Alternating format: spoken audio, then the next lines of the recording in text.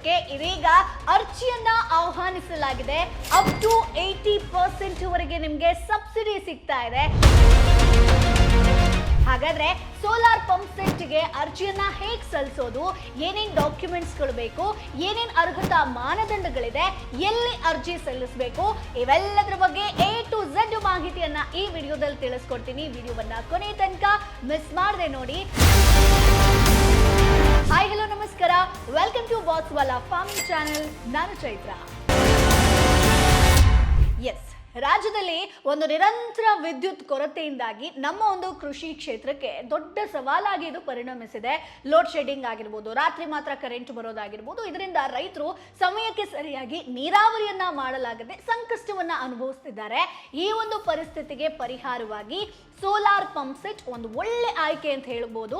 ಹಗಲು ಸಮಯದಲ್ಲೇ ವಿದ್ಯುತ್ ಅವಲಂಬನೆ ಇಲ್ಲದೆ ನೀರು ಹರಿಸುವಂತ ವ್ಯವಸ್ಥೆ ರೈತರಿಗೆ ಒಂದೊಳ್ಳೆ ಭರವಸೆಯನ್ನ ಕೊಟ್ಟಿದೆ. ಹಾಗಾದ್ರೆ ಸ್ನೇಹಿತರೆ, ಸೋಲಾರ್ ಪಂಪ್ ಸೆಟ್ ಅಂದ್ರೆ ಏನು? ಸಿಂಪಲ್ ಆಗಿ ಹೇಳ್ತೀನಿ ನೋಡಿ. ಸೋಲಾರ್ ಪಂಪ್ ಸೆಟ್ ಅಂತಂದ್ರೆ ಸೌರಶಕ್ತಿಯಿಂದ ಕಾರ್ಯನಿರ್ವಹಿಸುವಂತ ನೀರಿನ ಪಂಪ್ ಆಗಿರುತ್ತೆ. ಇದರಲ್ಲಿ ಸೂರ್ಯನ ಬೆಳಕನ್ನ ಸೌರ ಫಲಕಗಳ ಮೂಲಕ ವಿದ್ಯುತ್ ಶಕ್ತಿಯಾಗಿ ಪರಿವರ್ತಿಸಿ ಆ ಒಂದು ವಿದ್ಯುತ್ ನಿಂದ ನೀರನ್ನ ಎತ್ತಿ ಹೊಲಗಳಿಗೆ ಹರಿಸಲಾಗುತ್ತೆ. ಸೊ ವಿದ್ಯುತ್ ಇಲ್ಲದಿದ್ರೂ ಕೂಡ, ಡೀಸೆಲ್ ಇಲ್ಲದಿದ್ರೂ ಕೂಡ ನಿಮ್ಮ ಹೊಲಕ್ಕೆ ಆರಾಮಾಗಿ ನೀರು ಸಿಗ್ತಾ ಹೋಗುತ್ತೆ ಸ್ನೇಹಿತರೆ. ಸೊ ಯೋಜನೆ ಬಗ್ಗೆ ಕೂಡ ಹೇಳಲೇಬೇಕು, PM ಕುಸುಮ್.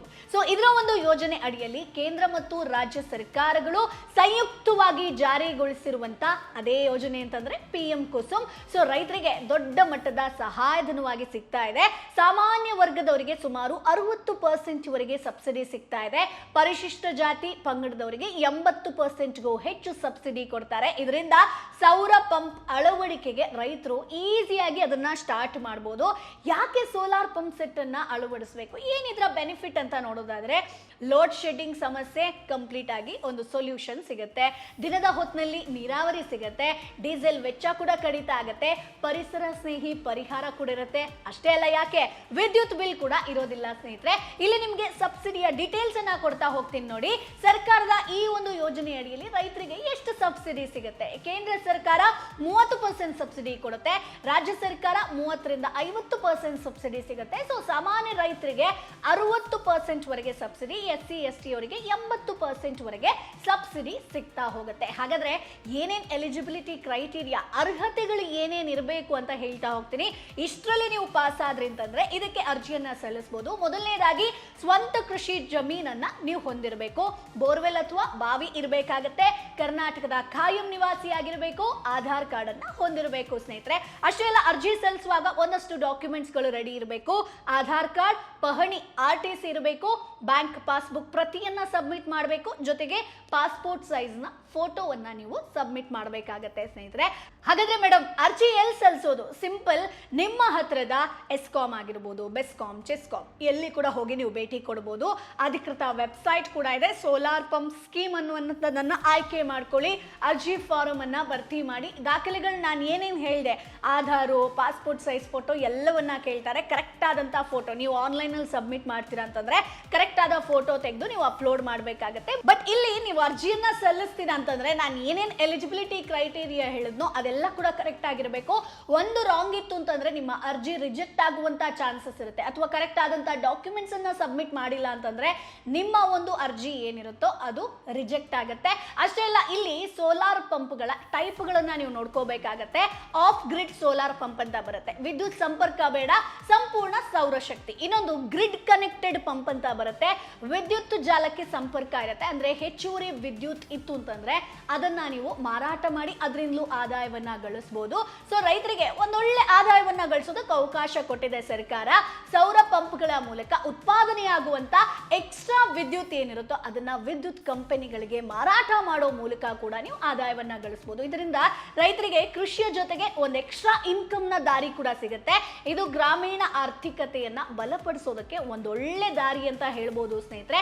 ಇನ್ನು ದೀರ್ಘಾವಧಿ ಲಾಭ, ಕಡಿಮೆ ಖರ್ಚು. ಯಾಕಂತಂದ್ರೆ ಒಮ್ಮೆ ಸೌರ ಪಂಪ್ ಸೆಟ್ ಅನ್ನ ಅಳವಡಿಸಿದ್ರೆ 20ರಿಂದ 25 ವರ್ಷಗಳವರೆಗೆ ನಿರಂತರ ಕೆಲಸ ಮಾಡುತ್ತೆ. ಇದರ ಒಂದು ನಿರ್ವಹಣಾ ವೆಚ್ಚ ಕೂಡ ಕಡಿಮೆ ಇರೋದ್ರಿಂದ ರೈತರಿಗೆ ಆರ್ಥಿಕವಾಗಿ ಬಹಳ ಲಾಭದಾಯಕವಾಗಿರುತ್ತೆ. ಡೀಸೆಲ್ ಪಂಪ್ಗಳಿಗಿಂತ ಇದು ಹೆಚ್ಚು ಪರಿಸರ ಸ್ನೇಹಿಯಾಗಿರುತ್ತೆ. ಇಲ್ಲಿ ಡೀಸೆಲ್ ಅನ್ನು ಕೂಡ ನೀವು ಉಳಿಸ್ಕೋಬಹುದು. ಸೊ ಹಾಗಾಗಿ ಆರಂಭಿಕ ವೆಚ್ಚ ಅಂತ ಬಂದಾಗ ಸ್ವಲ್ಪ ಹೆಚ್ಚಿರುತ್ತೆ, ಆದ್ರೆ ಸಬ್ಸಿಡಿಯಿಂದ ಕಡಿಮೆ ಆಗುತ್ತೆ. 60ರಿಂದ 80% ಸಬ್ಸಿಡಿ ಸಿಗುತ್ತೆ. 20ರಿಂದ 25 ವರ್ಷಗಳ ಕಾಲ ನೀವು ಲಾಭವನ್ನ ಪಡ್ಕೋಬಹುದು.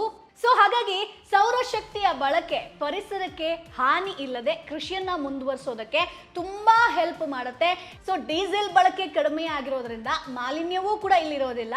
ನೈಸರ್ಗಿಕ ಕೃಷಿ ದಿಕ್ಕಿನಲ್ಲಿ ಇದು ಒಂದು ಮಹತ್ವದ ಒಂದು ಫಸ್ಟ್ ಹೆಜ್ಜೆ ಅಂತಾನೆ ಹೇಳ್ಬೋದು. ಸೊ ಸೋಲಾರ್ ಪಂಪ್ ಸೆಟ್ ಯೋಜನೆ ಕರ್ನಾಟಕದ ರೈತರಿಗೆ ಒಂದು ಕ್ರಾಂತಿಕಾರಿ ಪರಿಹಾರವನ್ನ ಕೊಟ್ಟಿರುವಂಥದ್ದು. ವಿದ್ಯುತ್ ಕೊರತೆ, ಡೀಸೆಲ್ ವೆಚ್ಚ ಅಥವಾ ನೀರಾವರಿ ಸಮಸ್ಯೆ ಆಗಿರ್ಬೋದು, ಇದೆಲ್ಲದಕ್ಕೂ ಕೂಡ ಒಂದು ಶಾಶ್ವತ ಪರಿಹಾರ ಅಂತ ಹೇಳ್ಬೋದು.